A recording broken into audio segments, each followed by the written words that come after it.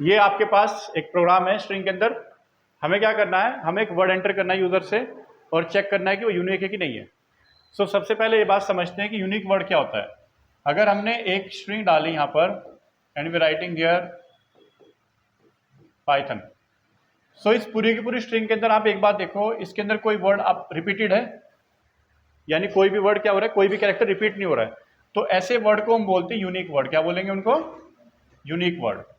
सो हमें क्या करना है, हमें यही फाइंड करना है कि यूनिक वर्ड है कि नहीं है। अब इसका लॉजिक समझो आप। लॉजिक क्या होगा, अगर हम हर एक कैरेक्टर को पिक करते हैं और उसको मैच करते हैं सारे रेस्पेक्टिव कैरेक्टर से और उसका ऑकरेंस काउंट करते हैं, तो अगर उसका ऑकरेंस क्या हुआ, एक से ज़्यादा बार आया, तो पूरी की पूरी स्ट्रिंग कैसी होगी? यूनिक नहीं होगी। बात को समझिए। तो यहाँ पर हम यूज़ करेंगे ब्रेक कीवर्ड का। क्या करेंगे? ब्रेक। सो इन केस आपके पास कोई भी एक कैरेक्टर कैसा हो जाए आपके पास, जो आपके पास मल्टीपल ऑकरेंस वाला हुआ। सो इन केस अगर आपके पास देखो, हमने एक स्ट्रिंग है, स्ट्रिंग के अंदर क्या डाला? जावा इनपुट किया। देखो पहला आपने कैरेक्टर पिक किया, इस कैरेक्टर को मैच किया वन बाय वन सारे कैरेक्टर से। सो क्या हुआ? जे का ऑकरेंस कितना है? 1। कोई दिक्कत वाली बात नहीं है। जैसे ही हमने ए को पिक किया, ए को पिक करने के बाद क्या किया हमने? इसको मैच किया। क्लियर? मैच करने के बाद देखो क्या हुआ, इसका ऑकरेंस कितना आया? ए का ऑकरेंस आया 2। सो जिस मोमेंट पे भी आपके पास किसी भी कैरेक्टर का ऑकरेंस 2 बार आता है, वहां पर हम लोग एक कीवर्ड इस्तेमाल करेंगे ब्रेक, और फिर हमें आगे कुछ नहीं करना, क्योंकि यूनिक की डेफिनेशन यही है कि आपके पास स्ट्रिंग के अंदर क्या होना चाहिए? वर्ड एक बार आना चाहिए। सो फिर अगले वर्ड्स को चेक करना ही नहीं आपको। लॉजिक समझ के क्या करना है? ठीक है। सो सबसे पहले हम लोग क्या करते हैं, हम लोग एक स्ट्रिंग को एंटर करते हैं। सो प्रोग्राम किससे करेंगे? स्कैनर मेथड से। So write here import Java dot util dot asterisk. उसके बाद write here class unique, then declare the main function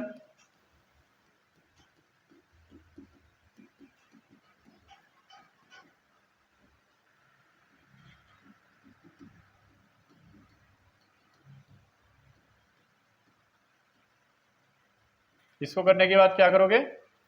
scanner class का ऑब्जेक्ट बनाओ। So write here scanner sc is equal to new scanner system dot in.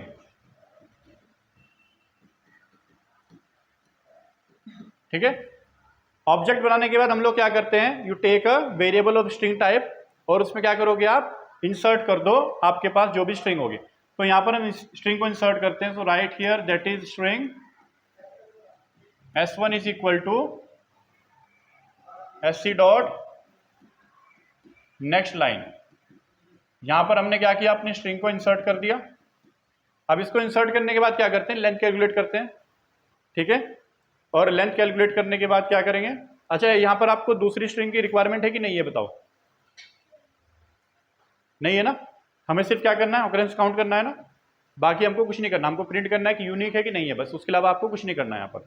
So you compute the length of this string right here, that is integer n is equal to s1 dot length. Function लगाया आपने। इसको लगाने के बाद क्या करते हैं? Loop लगाते हैं बेटा। So write here for integer i is equal to 0 and i should be less than n, write here i plus plus. इसको लिखने के बाद देखो, आपको हर एक कैरेक्टर को हर एक रेस्पेक्टिव कैरेक्टर से मैच करना है, तो यहां पर आपको 2 नेस्टेड लूप लगाने पड़ेंगे। ये पहले वाला लूप आपके पास कैरेक्टर लाएगा और दूसरे वाले लूप से मैचिंग करेंगे। लॉजिक समझ क्या करना है? तो इसलिए हमें यहाँ पर 2 लूप लगाने हैं। One outer loop will pick the character, और इनर लूप से हम लोग क्या करेंगे? 1 बाय 1 मैच करेंगे। ठीक है। सो यहाँ पर आप क्या करो, सबसे पहले कैरेक्टर ऑब्टेन करते हैं। यहाँ पर right here that is char ch is equal to s1 dot char at i। जैसे ही आपने कैरेक्टर ऑब्टेन किया, ठीक है, इस कैरेक्टर को ऑब्टेन करने के बाद आप लोग क्या करो, इसको मैच करना है पूरी की पूरी स्ट्रिंग से। तो फिर दोबारा लूप लगाते हैं, और उसके बाद एक वेरिएबल ले लो जो इनका ऑकरेंस काउंट करेगा। Integer c is equal to 0। ये क्या करेगा? c it will count the occurrence of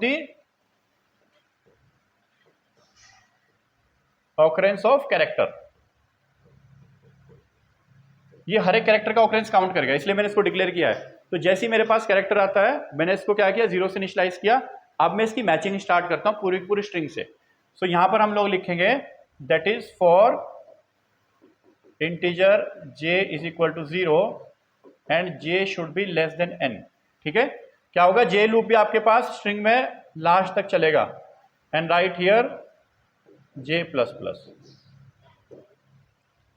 अब यहां पर हम क्या करेंगे, यहां पर मैच करेंगे। सो जो कैरेक्टर आपके पास ch में आया है, अब हम क्या करेंगे, j इंडेक्स पे कैरेक्टर ऑब्टेन करेंगे, उसको मैच करेंगे। सो राइट हियर, यहां पर ही लिखो आप that is char ch1 is equal to s1 dot char at j index.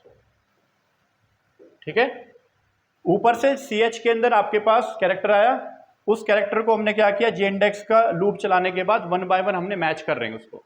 If condition में लिखते हैं, अगर आपके पास ये दोनों के दोनों ch1 और ch जो वेरिएबल है सेम हो जाए, तो हम लोग क्या करेंगे, ये काउंट वेरिएबल इसकी वैल्यू को बढ़ा देंगे। लॉजिक समझ गए आप लोग? देखो, write the if condition, if in case हमारे पास जो आपके पास कैरेक्टर है आउटर स्ट्रिंग से लूप से इज इक्वल टू ch1, इस केस में you increase the value c is equal to c plus 1। समझ गए लॉजिक? क्या करना है आपको, ये हमने क्या किया, हमने इनर लूप को यहां क्लोज कर दिया। सो हमारे पास किसी भी कैरेक्टर का ऑकरेंस आ गया। ठीक है, ऑकरेंस आने के बाद हम लोग क्या करेंगे, यहां पर इस लूप को बंद करने के बाद हम लोग मैच करेंगे। अगर आपके पास ऑकरेंस की वैल्यू कितनी हो जाए, कितनी हो जाएगी, 0, क्या हो जाए, तो अगर 0 होती गई तो हम कंटिन्यू करेंगे। समझो इस बात को, क्या करेंगे, कंटिन्यू करते रहेंगे। और इन केस अगर आपके पास 0 नहीं हुई तो क्या हो जाएगा, वो कैसा होगा कैरेक्टर, वो बताओ कैसा होगा। आप एक काम और कर सकते हो, अगर आप यहां पर क्या करना चाहते हो, उसको नई स्ट्रिंग में कॉपी करना चाहते हो, वो भी कर सकते हैं। देखो हमें क्या करना है, इफ इन केस अगर हमारे पास जो कैरेक्टर है, देखो c इज इक्वल टू 0, अभी हम कहां पर है, अभी हम इनर लूप के अंदर है। ठीक है, सो इस केस में हम क्या करते हैं, हम लोग एक नई स्ट्रिंग लेते हैं और जो हमारे पास जो पुराने वाले कैरेक्टर है पुरानी स्ट्रिंग के अंदर, उनको नए में कॉपी कर लेते हैं। ठीक है, और साथ में प्रिंट कर सकते हैं, क्या करेंगे प्रिंट हम, it is a unique string, क्या करेंगे उसको। लॉजिक समझ गए आप लोग? और अगर आपको सीधा लिखना है तो मैं सीधा बताता हूं, पहला लॉजिक तो ऐसा लिखो, देखो क्या लिखना है बेटा, इन case if c is greater than 0, sorry c is greater than 1। इसका मतलब ये हुआ कि आपको कोई भी एक कैरेक्टर, ठीक है, कोई भी एक कैरेक्टर क्या मिला है आपको, वो रिपीटेड मिला है, तो उस केस में आपको क्या लिखना है, तो वो पहले कंडीशन करते हैं, right here that is it is not a unique string, right here system dot out dot println, ठीक है, नॉट यूनिक वर्ड।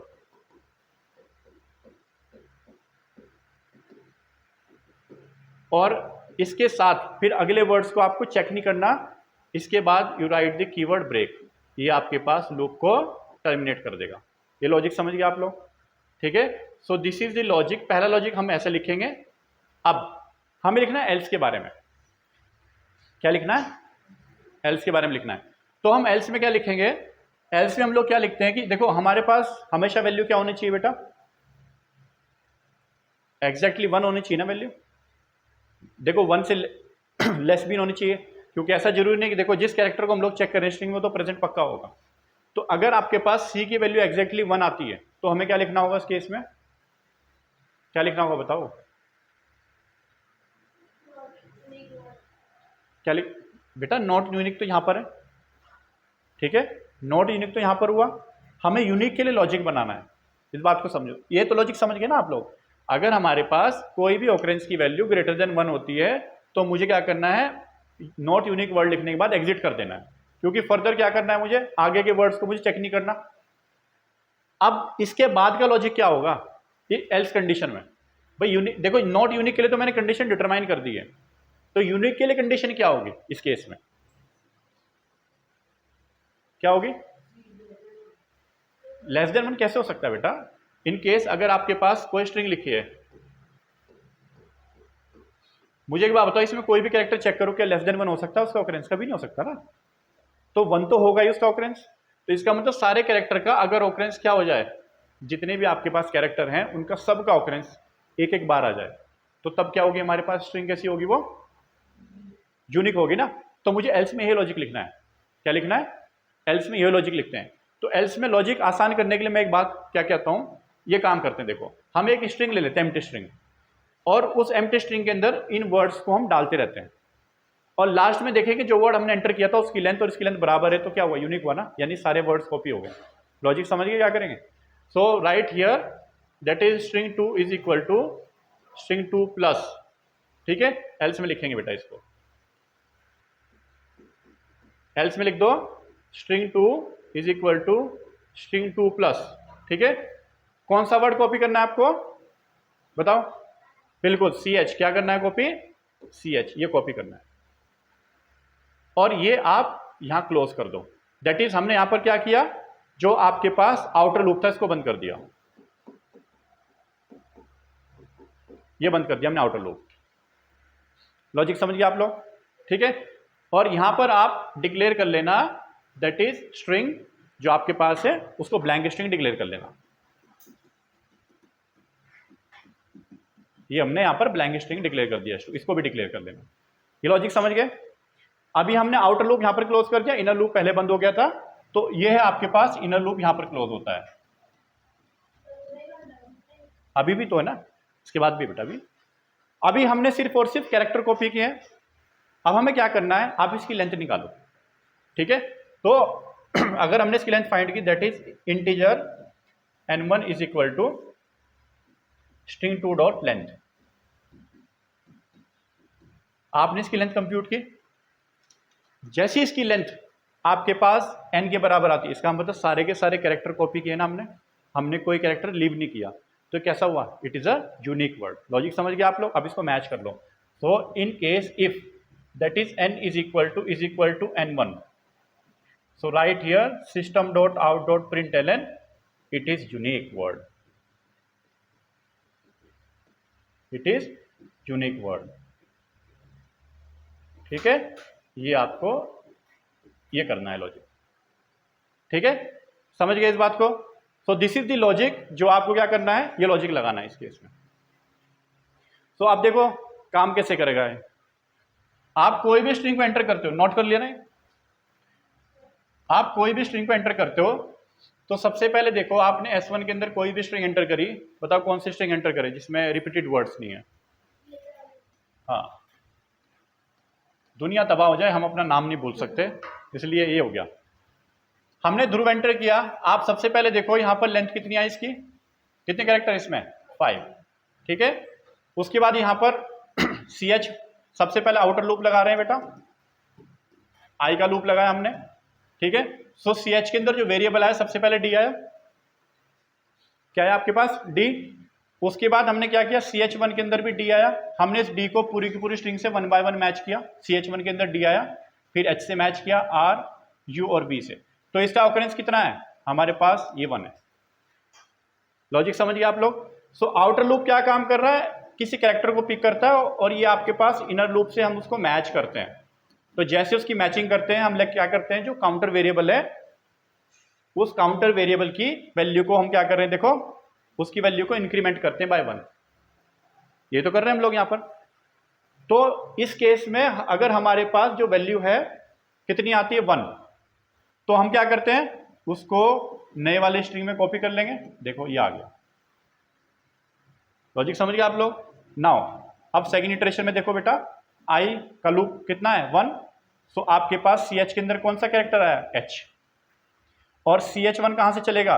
CH1 जो इनर लूप है वो कहां से? D to V, सारे कैरेक्टर को H से मैच करेगा। यहां पर भी C कितना हो जाएगा? 1 हो जाएगा। लॉजिक समझे? उसके बाद जैसे आपके पास C इज इक्वल टू 1 है, तो हम लोग क्या कर रहे हैं, स्ट्रिंग 2 के अंदर उस वर्ड को हम कॉपी कर देते हैं, तो हमने यहां पर H को भी कॉपी कर दिया, ठीक? Now in the third iteration I हो गया आपके पास 2 पे कौन सा वर्ड है? 0 1 2 3 4 R, ठीक है? तो CH1 कितना है? R। और CH1 कहां से चलेगा? It will be from D to V पूरा मैच करेगा, ठीक है।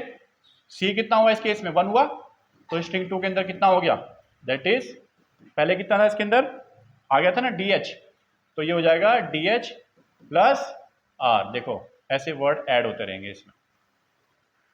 तो जब आपके पास लास्ट इटरेशन तक आ जाएगा तो लास्ट इटरेशन में H2 के अंदर जो पूरी की पूरी स्ट्रिंग है ये होगी, क्योंकि यहां पर रिपीटेड वर्ड नहीं है।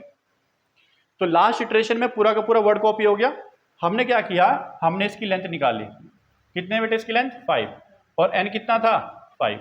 क्या देखना जरा कंडीशन ट्रू नहीं है क्या, और ये क्या है हमारे पास यूनिक है। लॉजिक समझ गए। सो ये आपको इस तरह करना है, ठीक है ना। सो अब आपके पास इस स्ट्रिंग के अंदर कोई भी रिपीटेड वर्ड नहीं है, तो ये लॉजिक लगाओ यहाँ पर, आसान है लॉजिक।